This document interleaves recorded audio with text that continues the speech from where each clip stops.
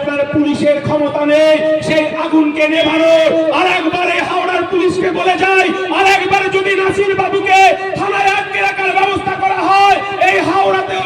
আপনারা দেখছেন SK media 24 ঘন্টা, সত্য সবার আগে আপনাদের সাথে। জেলের ভেতর জেলের পোশাক পরাতে চেয়েছিলে, নওশাদ সিদ্দিকী সেদিনকে বলে দিয়েছিল আমি পরবো না জেলের পোশাক, আমি একজন মুসলমান ঘরের সন্তান, আমাকে ৫ ওয়াক্ত নামাজ পড়তে হয়, আমাকে যদি হাঁটুর ওপরে এই পোশাক পরতে হয়। মমতা বন্দ্যোপাধ্যায় পুলিশ মন্ত্রী, আপনি শুনে রাখুন, জেলের বাইরে যেই খবরটা যদি পৌঁছায় এই বাংলায় যে আগুন জ্বলবে, মমতা বন্দ্যোপাধ্যায় আপনার পুলিশের ক্ষমতা নেই সেই আগুনকে নেভানো। আর একবারে হাওড়ার পুলিশকে বলে যায়, আর একবার যদি নাসির বাবুকে থানায় আটকে রাখার ব্যবস্থা করা হয়, এই হাওড়াতেও যে আগুন জ্বলবে আপনার নেভানোর ক্ষমতা থাকবে না। এই কথাটা বলার জন্যই নওশাদ সিদ্দিকী, আব্বাস সিদ্দিকী আমাকে এখানে পাঠিয়েছে। বাংলায় বলছি, তর্জমা করে দেবেন, কিন্তু এটা বলতে চাইছি যে ওয়াকফ নিয়ে আমরা প্রস্তুতি নিচ্ছি। আপনি মমতা বন্দ্যোপাধ্যায় শুনে রাখুন, আমার মুসলমান ভাইদের কবরস্থানে হাত বাড়িয়েছে, এতিমখানায় হাত বাড়িয়েছে, মাদ্রাসায় হাত বাড়িয়েছে। এটা ধর্মনিরপেক্ষ ভারতবর্ষ, এখানে হিন্দু মুসলমান করা যাবে না। কারণ আমরা বুঝে গেছি এই হাওড়াতে, কলকাতাতে আর এই দেশের বড় বড় শহরে যে ওয়াকফ সম্পত্তি আছে, তৃণমূলের নেতা মন্ত্রীরা দখল করে আছে। এই বাংলায় ৭৬,০০০ একর জমি বেদখল হয়ে আছে।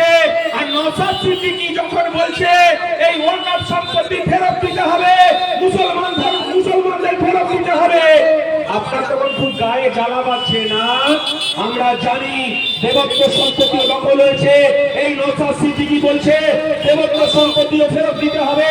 আমরা বলতে চাইছি, ভারতবর্ষে যদি সমস্ত আমার হিন্দু ধর্মস্থান যে ধামগুলো আছে, সেই ধামে যদি আলাদা আলাদা নিয়ম থাকতে পারে, শুধুমাত্র মুসলমানদের সাহায্য করার জন্য যে বিল নিয়ে আসা হয়েছে, যতদিন না পর্যন্ত এই বিলকে প্রত্যাহার করছে বিজেপি, মমতা বন্দ্যোপাধ্যায় শুনে রাখুন, এই ২০ নম্বর ওয়ার্ডে পাড়ায় পাড়ায়, মহল্লায় মহল্লায় নাসির বাবুর নেতৃত্বে, নাসির খানের নেতৃত্বে মিটিং হবে, মিছিল হবে, আলোচনা হবে।